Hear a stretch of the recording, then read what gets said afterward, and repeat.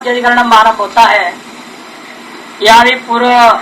अब जो है सिद्धांतिक फल देना चाहता है। अभी तक जो आपने 4 अधिकरण पढ़े हैं उन 4 अधिकरणों का फल क्या है, उसमें भी पहला अधिकरण का विशेषण कथन करना चाहता। इसलिए संक्षिप्त छोटा सा अधिकरण है ये।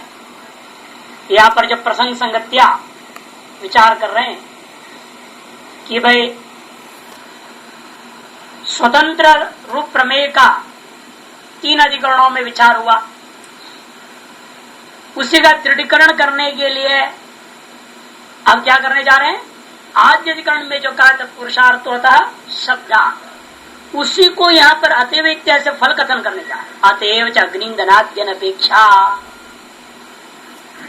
यहाँ पर अनपेक्षा का कथन करने के लिए फल की अधिक की विवक्षा वास्तव में है या नहीं, इस पर विचार करना चाहते हैं। पूर्व में जो निर्णय दिया उसी का फल कथन का द्वारा उसको दृढ़ करना है, इतने मात्र यहाँ पर प्रसंग है। इसलिए आक्षेप नहीं है, कुछ नहीं है। प्रसंग व संगति से आरंभ होता है। देखिए भाष्य का अधिकरण सार अग्निंद्राद्य अधिकरण मात्र बोध फले कर्मापेक्षो नोवा ही अपेक्षते अंगिनोंगेष्वेक्षाया प्रयाजादिषु दर्शनात् अविद्यातमसोर्ध्वस्थौ दृष्टम विज्ञान दीपयोः नैरपेक्षं तु अत्रापि विद्या कर्म अनपेक्षणी। आत्मज्ञान कर्म सापेक्ष है या नहीं, तो यही तो पहला अधिकरण शुरुआत था। कर्म सापेक्ष है, वो कह रहा था बार। तो चलो विद्या और फल दो बात यहाँ पर आरंभ कर विचार करने के लिए सुविधा के समझा रहा हूँ। तो यहाँ से लेंगे नहीं है, अलग से समझो ताकि आगे अधिकरण के साथ भी समझ बैठ जाएगा। कर्म फलोत्पत्ति में सहयोगी है या विद्योत्पत्ति में सहयोगी है, यह प्रश्न कहा जाए वेदांत की तरफ से। बार बार क्या रट रहा है, कर्म सापेक्ष होकर के। पहले तो था ज्ञान सापेक्ष और कर्म ही मोक्ष देता है, उसका तो खंडन कर दिया। तो कोई बात नहीं, ज्ञान से मोक्ष मानवा। पूर्व पक्ष कहता है आप ज्ञान से मोक्ष मानिए, हमें कोई आपत्ति नहीं, लेकिन केवल ज्ञान से मोक्ष नहीं होगा, कर्म की सहायता से ज्ञान मोक्ष देगा। लेकिन कर्म की सहायता की दृष्टि मोक्षोत्पत्ति में ज्ञान को उपयोगी है या ज्ञानोत्पत्ति में ज्ञान को सहयोग देता है कर्म। पहला पक्ष में खंडन करना है। मोक्षोत्पत्ति में ज्ञान को किसी की अपेक्षा नहीं है। ज्ञानाद एव अगर सर्वव्यावर्तन कर दिया साधनों की, ज्ञानाद एव तो कई बोल। इसीलिए वहां तक कोई अपेक्षा ही नहीं। और पहले भी बोल चुके ज्ञान का स्वभाव ही वस्तु का बोध करा, अन्य अपेक्षा नहीं होता है। इसलिए विद्या की उत्पत्ति में, ज्ञान की उत्पत्ति में कर्म को सहयोगी मानना पड़ेगा। यज्ञ दान विचार किया तो अगला अधिकरण उसको सिद्ध करेंगे। तो यहाँ सिद्ध करना चाहेंगे पहले कर्म की तो अपेक्षा है ही नहीं, सीधा बोल देंगे। फिर कहेंगे विद्या उत्पत्ति मात्र हम सहयोग मानेंगे, मोक्ष में नहीं। इसे 2 अधिकरणों में पूर्व में कथित बातों को और मजबूत करने के लिए कि कर्म के ज्ञान के लिए कर्म की अपेक्षा नहीं, पहले कर्म के लिए कर्म संयुक्त ज्ञान मोक्ष था, उसका खंडन कर दिया। कर्म निरपेक्ष ज्ञान से मोक्ष हो सकता है, सिद्ध कर चुके हैं। और उसको और दृढ़ करते हैं, बिल्कुल ही जरूरत नहीं पड़ता। क्यों कहते देखो आत्मबोध फले कर्मापेक्षो नोवा। आत्मबोध रूपी फलोत्पत्ति में, आत्मबोध फले आत्मज्ञान रूपी फलोत्पत्ति में कर्म अपेक्षा है या नहीं है, या विसर्ग नहीं होना चाहिए बीच में। हाँ, विसर्ग नहीं होना चाहिए, विसर्ग को काटो। आत्मबोध फले एक पद है वो। आत्मबोध फले कर्मापेक्षो नोवा। आत्मज्ञान का फल में सीधा मिले जाना है। पहले का तो फल में पहले चर्चा करेंगे, फिर उत्पत्ति में स्वीकार करेंगे। फलोत्पत्ति में कर्म की अपेक्षा है नहीं है अथवा है। पूर्व पक्ष है बोलेगा, सिद्धांति नहीं बोलेगा। अपेक्षक है, पूर्व पक्ष कहता है अपेक्षक है। आत्मज्ञान का फलभूता मोक्षोत्पत्ति में कर्म की अपेक्षा है। क्यों? अंगिनो अंगेशु अपेक्षाया, अंगी में अंगों की जिस प्रकार की अपेक्षा मानी गई है, जैसे प्रयाज आदि याग जो है अंगीभूत 10 पूर्णमास में उपयोगी है, तद्वत यहाँ पर भी स्वर्गोत्पत्ति के लिए तद्वत आत्मज्ञान भी कर्म की सहायता को लेकर के ही अपना फल होता कौन मोक्ष को उत्पन्न करेगा। इसे दर्श पूर्णमास जो है प्रयाज आदि अंगों की सहायता से ही स्वर्ग को पैदा करता है। अगर ज्ञान भी जो है मोक्षोत्पत्ति में कर्म की सहायता जरूर लेगा, अंगांग के भाव के समान। इसलिए कहने का मतलब कर्म को ज्ञान का अंग मानिए। पहला था कर्म का अंग ज्ञान करो, उसे खंडन कर दिया, और उल्टा भी नहीं हो सकता है, ज्ञान का अंग कर्म भी नहीं होगा फलोत्पत्ति दृष्टि से, ज्ञानोत्पत्ति दृष्टि से नहीं। प्रयाजेशु दर्शनार्थ अविद्या तमसोर्धस्तो, कहते नहीं भाई, क्योंकि अविद्या भी नहीं रह गया, हाँ, अतएव अज्ञान नाम की माया नहीं रहेगी, तो अज्ञान आदि जो वृष्टि वो भी नहीं रहेगा। इसे दृष्टम ज्ञान दीपयो, अविद्या की ध्वस्ती ज्ञान से, यथा दृष्टांत तमह की ध्वस्ती दीप से, दीपक से। दृष्टांत एक साथ श्लोक में इस प्रकार कर दिया, अविद्या का नाश जो है ज्ञान से देखा जाता है, जिस प्रकार दृष्टांत दिया अंधकार का ज्ञान नाश दीपक से होता है। अतएव ततः अत्रापि कर्म अनपेक्षिणी विद्या, इसलिए यहाँ पर भी निरपेक्ष पूर्व की जोड़ दो ज्ञान दीपक के साथ। जैसा दीपक अन्य की सहायता के बिना तमह का नाश कर देता है, उसी प्रकार ज्ञान भी अन्य की निरपेक्षम सन अविद्या ध्वस्ती। अतः इसलिए अत्रापि यहाँ पर भी ब्रह्मविद्या के मामले जैसे लौकिक ज्ञान होता है, वैसे ब्रह्मविद्या के माध्यम में भी कर्म अनपेक्षिणी, कर्म की अपेक्षा के बिना विद्या मोक्ष में फल को उत्पन्न कर देगी।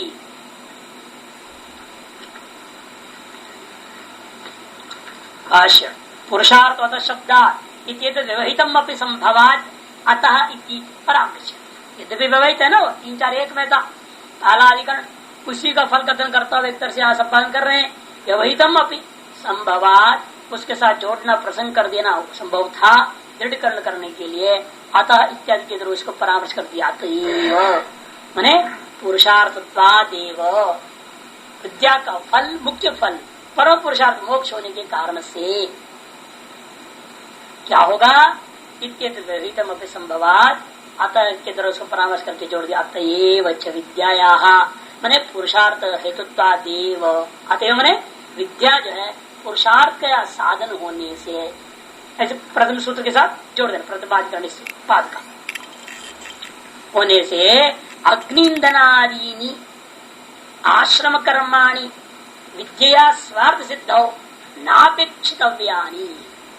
अग्निंदनादि जो आश्रम कर्म है, आश्रम कर्म है, वर्णाश्रम कर्म जो व्यवस्था है, वे जो कर्म कांड है विद्या के अपने स्वार्थ सिद्धि में, वो अपने स्वार्थ क्या है, अपनी सिद्धि में नहीं, स्वसिद्ध नहीं बोल रहे हैं, स्वस्य प्रयोजन में स्वार्थम, स्व का प्रयोजन क्या, पुरुषार्थ मोक्ष, उसकी सिद्धि में अपेक्षा नहीं। विद्या के स्वर स्वरूप की सिद्धि में अपेक्षा है, अगलाधिकरण में सिद्ध करेंगे इसे। नापेक्षित आद्य सीव अधिकरण से फलम उपसंहरति अधिक विवक्षया। आद्य जो अधिकरण था उसी का फल को यहाँ उपसंहार कर रहे हैं, कुछ अधिक की विवक्षा करते हुए। अधिक विवक्षा क्या है, यही विपरीत क्रम से थोड़ा अंतर करना, कि वहां था कर्मांग ज्ञान कह रहे थे, यहाँ कुछ अधिक विवक्षा ये है कि ज्ञानांग भी कर्म नहीं होता मोक्षोत्पत्ति का दृष्टि से। इतना अधिकता को ध्यान में रखते हुए उपसंहार समझना है। और वैसे असली बात यदि विद्या की उत्पत्ति के लिए आपको सर्वापेक्षा शम दम अंतरंग कर्म बहिरंग कर्म यज्ञ दान तप सब कुछ जरूरत है विद्या की उत्पत्ति। हाँ, निष्काम भाव से करना पड़ेगा, सारी चीजें निष्काम भाव से करेंगे तभी विद्या उत्पन्न होती है। किंचित भी कामना रखा तो विद्या लक्ष्य नहीं रह गया, तो विद्या कैसे उत्पन्न होगा। जो कामना लेके चले, हाँ कामना करो तो विद्या की कामना, मोक्ष की कामना करो, आत्मानुभूति की कामना करो, उसको लक्ष्य बना करके किया सारे यज्ञ दान तप जो है वो अंतःकरण शुद्धि द्वारा विद्या की उत्पत्ति कर दी। और शमदमादि वो अंतरंग साधन है, बहिरंग साधन है। बहिरंग अंतरंग उभय प्रकार साधनों की सभीयों की अपेक्षा है। इसको कथन अधिकरण आरंभ होता है सर्वापेक्षा अधिकरणम। प्रसंग संगत्या ही लेना इसको, सर्वापेक्षा अधिकरणम। सर्वापेक्षा जज्ञा श्रुतेर अवश्यवत, इस पर पहले यज्ञाधिकरण सा उत्पत्तौ अनपेक्षेयम् उत कर्माण्यपेक्षते फले यथा अनपेक्षैवम् उत्पत्तौ अनपेक्षता यज्ञ शान्त्यादि सापेक्षम् विद्या जन्म श्रुतिद्वयात् फले अनपेक्षितोप्यश्वो रथे यद्युदपेक्षते। या पूर्वाधिकरण के ऊपर आक्षेप भी कर सकते हैं आप इस अधिकरण में। यह पूर्व पक्ष युक्ति देगा जिस पर फलोत्पत्ति में कर्म की अपेक्षा नहीं तो विद्यात्पत्ति में भी कर्म की अपेक्षा नहीं, ऐसा आक्षेप कर देगा। तो आक्षेप संबंध से भी आप अगला अधिकरण को संबंध जोड़ सकते हैं। हाँ, तो एक ही विषय प्रकार चल रहा है, फलोत्पत्ति में अपेक्षा था या नहीं था, तो विद्योत्पत्ति में भी अपेक्षा है या नहीं, यह विचार प्रसंग वशात आरंभ हुआ है, अतः प्रसंग संगति भी मानी जाती है।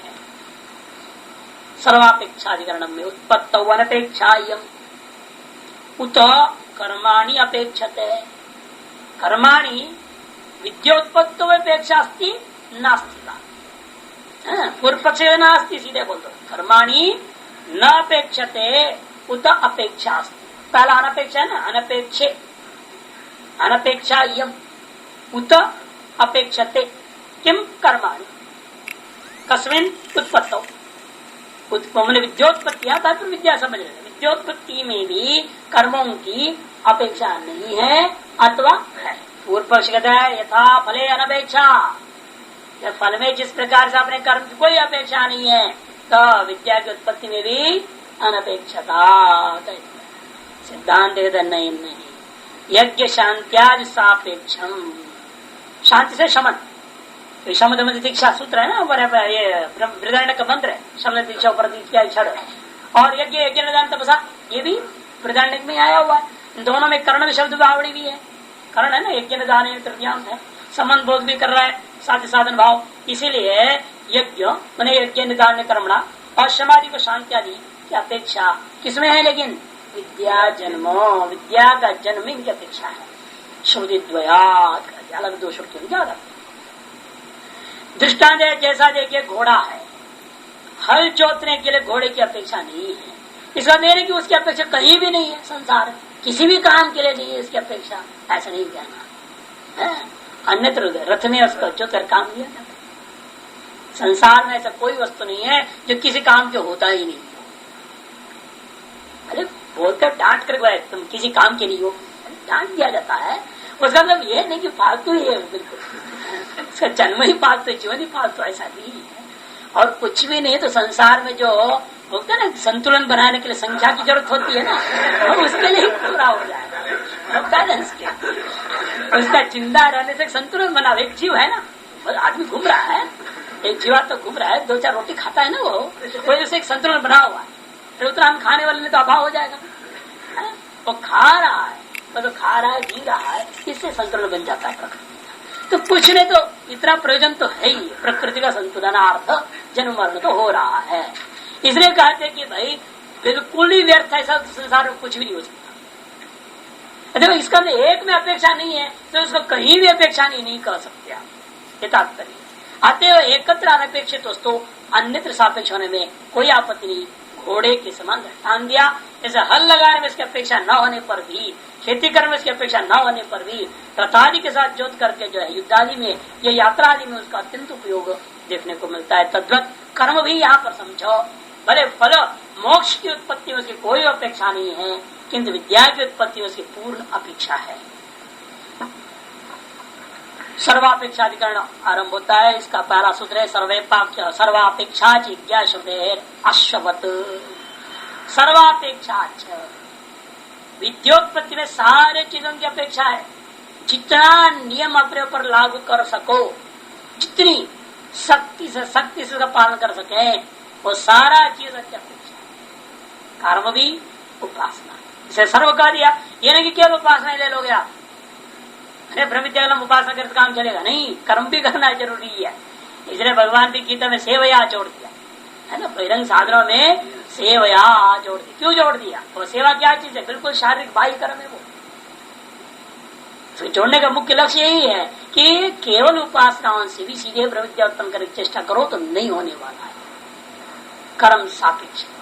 इसलिए यहाँ सर्वापेक्षा कर यज्ञ दान तपसा के आधार पर यज्ञादि श्रुत है। दृष्टांत अश्वत्थ घोड़े के समान। इदम इदानीम चिंत्यते है, इस समय यह विचार आरंभ किया जा रहा है कि विद्या अविद्या अत्यंतमेव अनपेक्षा आश्रम कर्मणाम उत अस्तिक का अपेक्षा।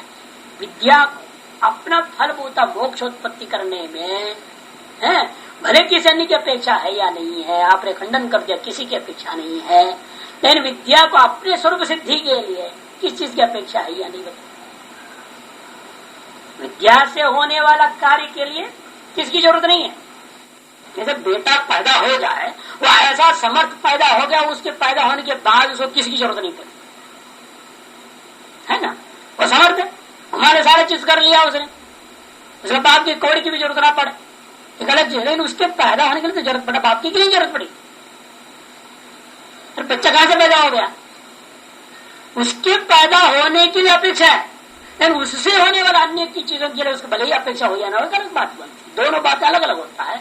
वस्तु के स्वरूप सिद्धि के लिए अपेक्षा होना और वस्तु के स्वरूप सिद्धि अनंतर उस वस्तु से उत्पन्न होने वाले वस्तुओं के प्रति अपेक्षा होना या न होना।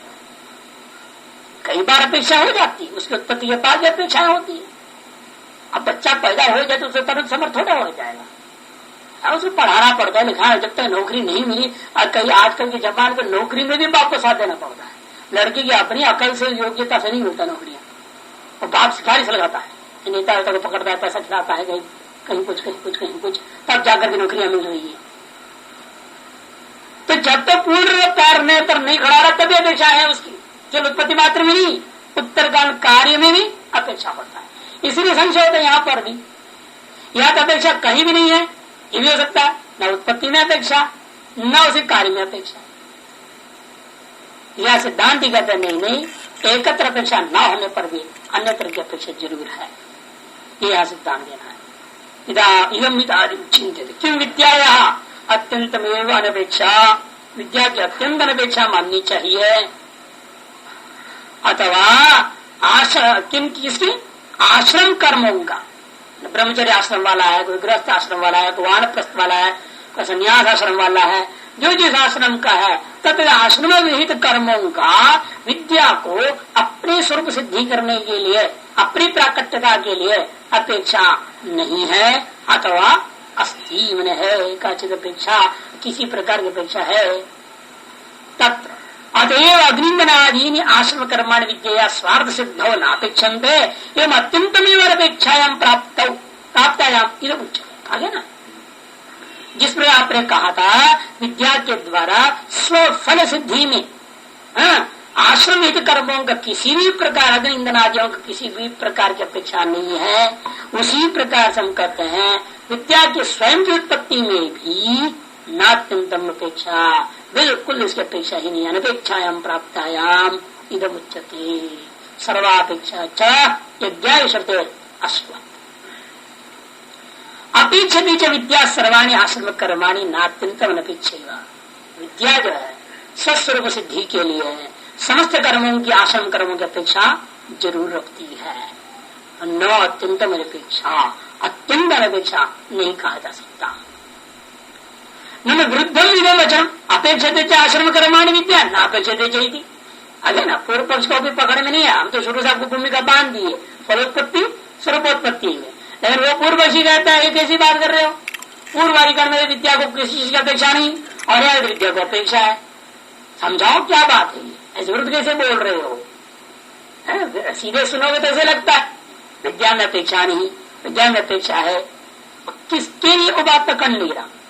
विद्या को अपेक्षा नहीं इन चीजों की, किसके लिए? फलोत्पत्ति। और विद्या को अपेक्षा है किसके लिए? अपने स्वरूप की प्रकृति। ये अंतर को नहीं ग्रहण करके पूर्व पक्ष को शंका डाल दिया। ये तो विरुद्ध बात आप कह रहे हो। पूर्वाधिकरण में आपने कहा विद्या को किसी की अपेक्षा नहीं है आश्रम कर्मों की, और इधर कहते हो अपेक्षा है।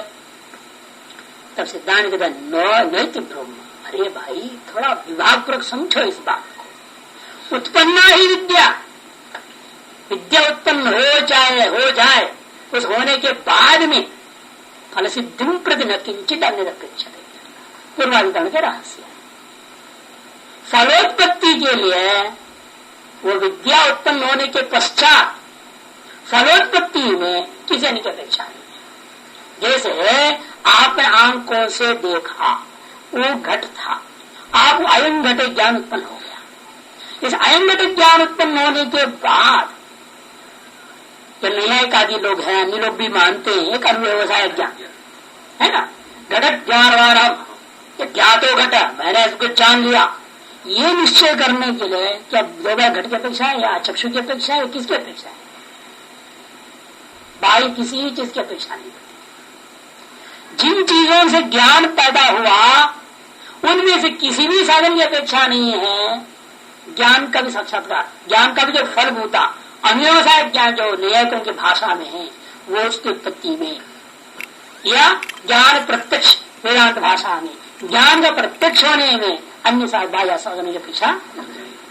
इसी बात को ध्यान दे रहे हैं। उत्पन्ना ही विद्या चेत तर्री फल सिद्धि प्रति न किंचित अन्य अपेक्षते। ये हमारे पूर्वाधिकरण का राशि था। उत्पत्ति प्रति तो यदि अनुत्पन्न विद्या है और स्वस्थ उत्पत्ति के लिए तो अपेक्षा है, वहां तो कर्मों की अपेक्षा है। विद्या स्वयं की उत्पत्ति कर लेने में कर्मों की अपेक्षा रखती है, लेकिन स्वयं के उत्पन्न होने के पश्चात फलभूत मोक्ष की उत्पत्ति या साक्षात्कार के लिए किसी की अपेक्षा नहीं रखती। कुतः यज्ञादि श्रुते है, यह निष्कर्ष आपने कहां से निकाल दिया?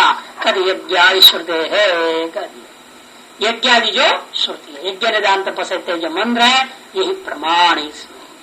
स्वोत्पत्ति के लिए जरूरत है, स्वार्थोत्पत्ति में जरूरत नहीं है। तथा श्रुति तम एतम वेदान वचन ब्राह्मणा विविदिशन्ति, ब्राह्मणा हो गया, ब्राह्मणा विविदिशन्ति यज्ञ दान तपसा अनाशकेन, इसको दीर्घ बनाना पड़ेगा, ब्राह्मणा होनी चाहिए। अच्छा, तम एतम वह यह जो आत्मा है उसके बारे में वेदान वचन, वेद के वचनों की तरफ सुनने के बाद सुना ब्रह्म नाम का वस्तु है वही मैं हूं, अब लेकिन अनुभव कैसे करूं? उसको ब्राह्मणा विविदिशन्ति, उसको अनुभव पूर्वक जानने की इच्छा से यज्ञ निदान तपसानाश यज्ञादि विद्या साधन भाव दर्शयति, ज्ञानियों को विद्या के प्रति साधनत्व का कथन किया हुआ है। विविदिशा संयोगात एषम उत्पत्ति साधन भाव अवश्यता है। विविदिशा का संयोग को देखते हुए इन यज्ञादियों में उत्पत्ति का साधन भाव हम स्वीकार करते हैं। यज्ञाचक्षते ब्रह्मचर्यम एव तत् इत्यदर्जा विद्या साधन भूत से ब्रह्मचर्यस्य यज्ञादि संस्थावात् यज्ञादिनामपि साधन भाव सूच्यते है। इतने यज्ञ के द्वारा ब्रह्मचर्य का स्तुति किया, और ब्रह्मचर्य क्या है? ब्रह्म विद्या का मुख्य साधन। उस साधन की जो स्तुति है वो भी साधन से तो की जाएगी, है? साधन की स्तुति साधन से, साध्य की स्तुति दूसरी साध्य से की जाती है। स्वर्ग की अपेक्षा से ये लोग ज्यादा श्रेष्ठ है, पर एक लोग को दूसरे लोग से है ना, ये नहीं कह सकते हमारा मकान स्वर्ग लोग से श्रेष्ठ है, उल्टा का मत करो। जब ये भवन है लोग है, लेकिन उसकी तुलना यहाँ करना, इसकी तुलना उधर नहीं करना है, उत्कृष्ट का निकृष्ट में दृष्टि दिखाई। इसलिए यज्ञ यदि किसी का साधन ना होता उसके द्वारा ब्रह्मचर्य की स्तुति कैसे करते हैं आप? अतएव यज्ञ में साधन तो भी सिद्ध कर दिया इस स्तुति ने। यज्ञ रूपी साधन के द्वारा ब्रह्मचर्य रूपी साधन का आपने स्तुति किया है, इसे संसूचित हो गया, सब प्रकार से बोधित हो रहा है कि उस ब्रह्म विद्या के प्रति यज्ञ भी साधन है। वही करा अथ यज्ञाचक्षते ब्रह्मचर्य में बततो इसमें छांदोग्य उपनिषद में विद्या का साधन बुद्ध ब्रह्मचर्य का यज्ञादि जो संस्तुति है वह ज्ञापन क्या कर रहा है? यज्ञादियां भी इनमें यज्ञादियों के अंदर में भी साधन भाव को सूचित कर रहा है। सर्व वेदावंती तपान सर्वाणी च यद वदंती यदि छंदो ब्रह्मचर्य चरंती तत्व पदम संग्रहण पर भी मी है। इसलिए अत्यंत आवश्यक हो गया, अपनी उत्पत्ति के लिए आश्रम कर्मों की अपेक्षा मानना पड़ेगा। इसमें अनेकों स्मृतियां भी प्रमाण है। अविद्या मृत्यु कृत्वा विद्या अमृतम श्रुति है, और स्मृति भी ज्ञानम उत्पद्यते पुंसाम क्षयात् पापस्य कर्मणा कषाय कर्मवी पक्वे ततो ज्ञानम प्रवर्तते। ये सब स्मृति है, ये भी प्रमाण दे रहा है यहाँ पर। सर्ववेदावंती तपान सर्वाणी चीज वदंती। हाँ देखो सारे जो है समस्त वेद जिस पद का जिस लक्ष्यभूता साध्यभूता वस्तु का कथन कर रहे हैं और समस्त तपों का भी जो फल रूपेण कथन किया जा रहा है, जिसको चाहते हुए ब्रह्मचर्य लोग पालन करते हैं, उस पद को मैं तो संग्रह संक्षेप में कथन करूंगा ऐसे बोल करके कठोपनिषद में कथन हुआ। इत्यम आद्या च श्रुति आश्रम कर्मणाम विद्या साधन भाव सूचित इत्यादि जो है श्रुति आश्रम कर्मों का विद्या के साधन भाव सूचित कर दिया।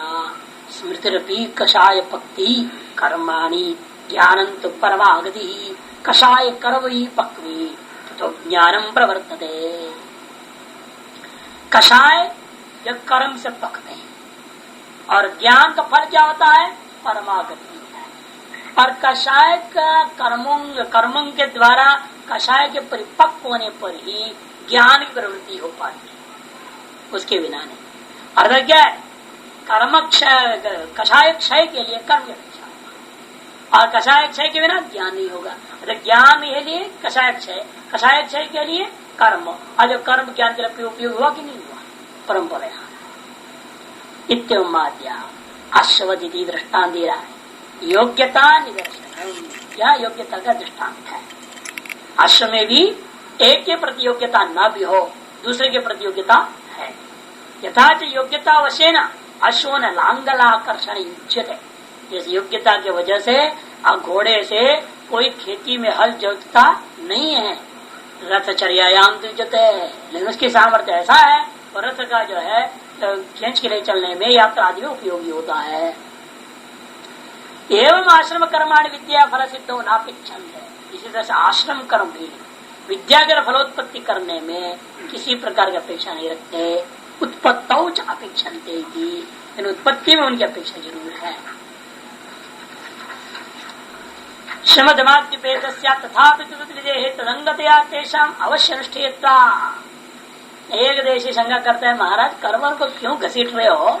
हमें क्यों बोलते हो कर्म करने को? छोड़ना चाहते हैं हम तो सीधा श्रम दम तितिक्षा करेंगे, इसी से सिद्ध ब्रह्म विद्या हो जाएगा। कोई कर्म की जरूरत नहीं है। गुरु सेवा बड़ा टंटेबाजी है, गुरु से दूर रहना ठीक लफड़ाई है। ये कर्म करो मत, कर्म का उपदेश मत दो, सीधे केवल उपासना पता कर दो, शब्दमादि करो, उससे युक्त होने से सीधा ब्रह्म विद्या हो जाएगी, ऐसे ही मानना चाहिए। केचित आलसी चेले लोगों का अपना, वेदांतियों का अपना विचार है, तब सिद्धांत कहते नहीं ऐसा मत कहो, तद विदे है।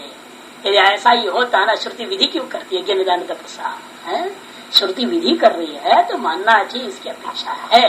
केवल बाहर रह करके खा पी के जो है पाठ में आया चला गया, उससे कुछ नहीं होने वाला है। थोड़ा वो सेवा भाव रखनी चाहिए, कर्म करना पड़ेगा। स्वकर्म स्वाश्रम कर्म क्या है? आपके ब्रह्मचर्य आश्रम को देखकर आप समझिए, जो ब्रह्मचारी है वो ब्रह्मचर्य आश्रम कर्म समझे। गृहस्थी तो है नहीं कोई शायद यहाँ, तो गृहस्थ आश्रम वाले हो तो वो अपना समझे यदि है तो, और वानप्रस्थी अपना समझे। यदि वानप्रस्थी करके आया हुआ है, शादी सुविधा था सब छोड़ छाड़ करके आया ब्रह्म विद्या पाने के लिए, तो फिर वो अपना वो समझे। और जो संन्यास ले चुके हैं, विविध सन्यासी हैं, वो भी अपना समझे कर्तव्य को, अपने आश्रम कर्म को जरूर करनी चाहिए। और साथ साथ जो है तो पास माने, तब जाकर के विद्या उत्पन्न हो सकती है। शब्दमादि उपेते वस्यात्, पूर्व पक्षी कहता है शब्दमादि युक्त हो से ही सीधा विद्या हो जाएगा, कर्म और कटाओ, आश्रम कर्म की कोई जरूरत नहीं। तो पूर्व पक्ष नहीं ऐसा मत कहो भाई, तथा ऐसा तुम्हारा सोचना ठीक है, लेकिन तो उनकी ही विधि है, लेकिन अंतर समझो दोनों विधियों में, फिर विरोध हो जाएगा। एक तो अंतर्मुख करने वाला, एक बहिर्मुख करने वाला, कहते हाँ तब ऐसे विरोध में समझो, वो अंतरंग साधन ही साधन है। और अब आपको समझना पड़ेगा बहिरंग साधन कितना अपराना है, अंतरंग साधन को कितना अपराना है। महत्व देना है अंतरंग साधनों को, लेकिन बहिरंग साधनों की उपेक्षा नहीं कर सकते। उसकी भी अल्प मात्रा में आवश्यकता के अनुसार आपको करना पड़ेगा। आपके अपरिचित वृत्तियों से आपको पता चलेगा हमें कौन से साधन को कितना करना पड़ेगा। जैसे कईयों का अपना सामर्थ्य के ऊपर है, अब यहाँ से चले जाएंगे टैक्सी से दिल्ली तक, वहां से ट्रेन में जा रहे, अपने सामर्थ्य यहाँ से वहां तक जाने के वो टैक्सी दे पाता है, वहां से तो एसी में चला जाएगा, लेकिन प्लेन की दम नहीं उसके। एसी का टिकट का ताकत था। यहां से गया टैक्सी में, वहां गया वो एसी बुक करके चला। और दूसरा वो होता है उसकी सामर्थ्य ऐसा है कि यहां से गया टैक्सी में सीधे रोड प्लेन से उड़ गया, उसका अलग सामर्थ्य। और ऐसे भी हैं हम लोग, आप लोग जैसे बसों में धक्के खा के दिल्ली पहुंचेंगे, वहां से सेकंड क्लास से आगे जाएंगे, और क्या करें, है ना। अब अपना अपना सामर्थ्य आपको समझना पड़ेगा, हमारी क्या योग्यता है, हमारे जेब कितना हिसाब किताब है ये नहीं, उस हिसाब से व्यवस्था कर लेते हैं।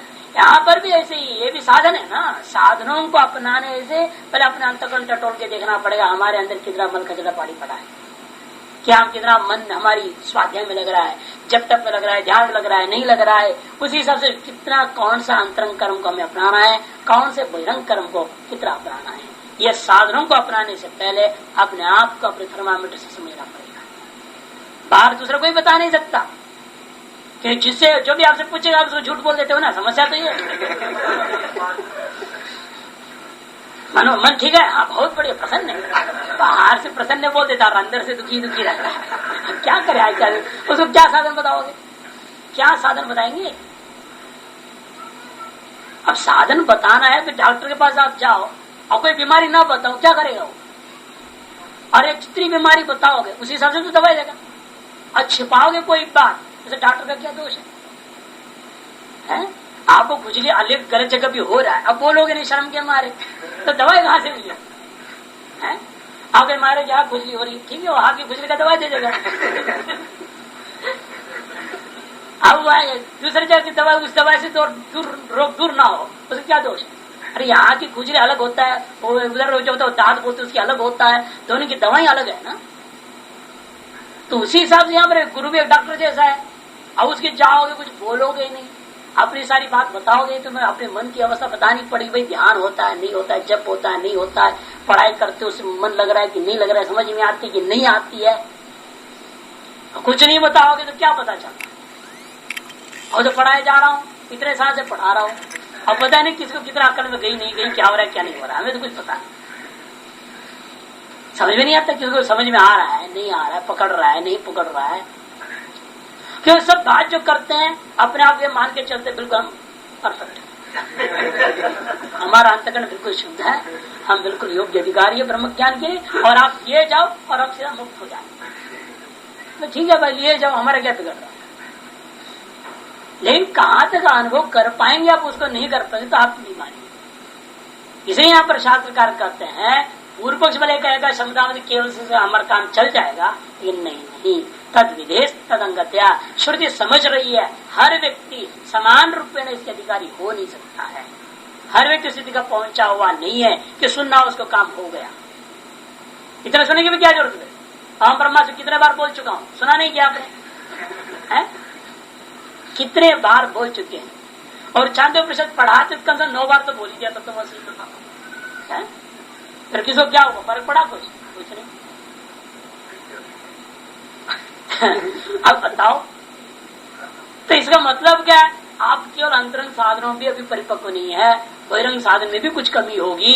इसे कौन सी बहिरंग साधन अपनाना है ये आपको सोचना पड़ेगा, कौन सा अंतरंग साधन अपनाना ही सोचना पड़ेगा। यहाँ तो बिल्कुल जैसे हमने बताया पहले ही, आपने एक डायरी मेंटेन करो, आप बोलना नहीं चाहते हो ईमानदारी से लिखो, मुख्य चीज है ईमानदारी उसमें होनी चाहिए।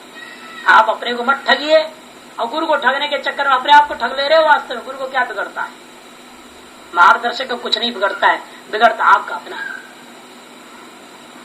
अब डॉक्टर लोग कहते हैं वो 4 बार आते थर्मामीटर लगाते हैं, क्यों नर्स जो होती है अस्पताल में और गलत लिखती रहेगी तो डॉक्टर क्या करे, वो ईमानदारी से काम करती है तो बड़ा भाग्य की बात है, आज भी इतनी ईमानदारी है, और नर्स लोग इतना ज्यादा गड़बड़ नहीं करते, बड़ा बहुत कभी कभी हो जाता है।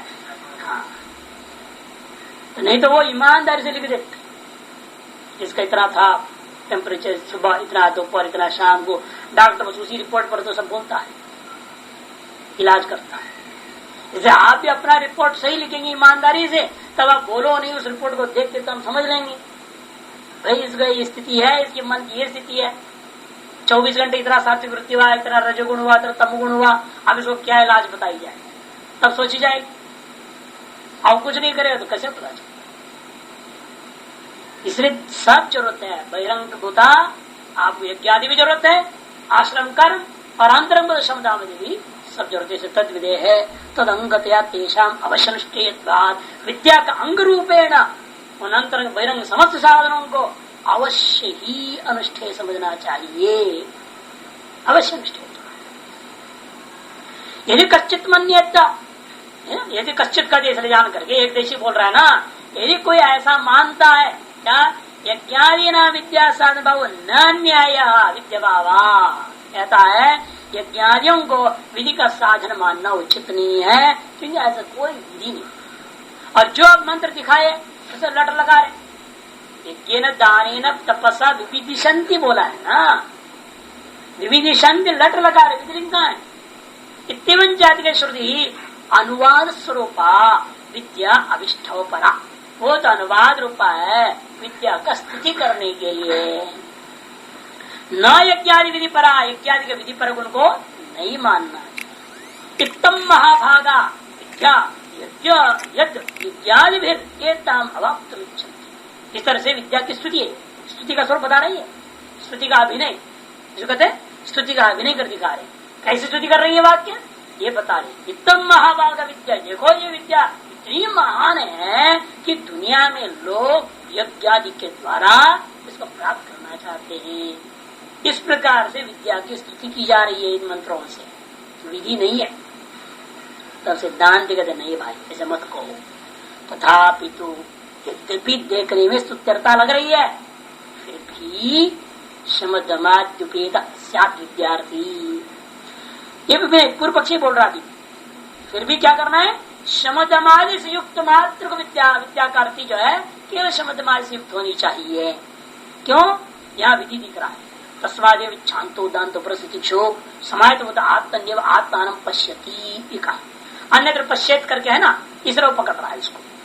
इति विद्या साधन शमदमादिना विधानात् विधानांच अवश्य अनुष्ठेयता, इस तरह से शमदमादियां जो विधियां हैं इनका विधान होने से विहितों का अवश्य अनुष्ठान करनी चाहिए, फिर इतने बात से काम चलेगा। ननु अत्रा समाद्युपेत भूत्वा पश्यति की वर्तमान उपदेश। पूर्व पक्षी फिर उस एक देश के जवाब कह रहा है, मुख्य सिद्धांत बाद में बोलेगा।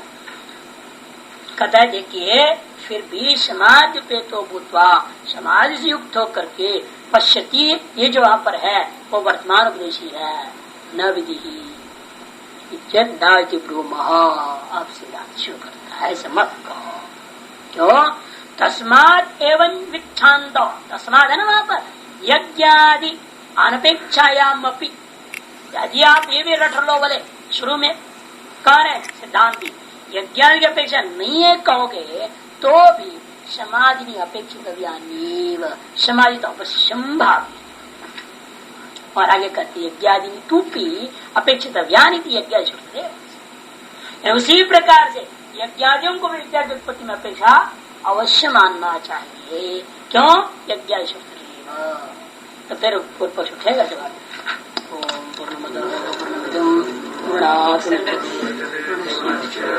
अच्छा कल कर लेंगे। ओम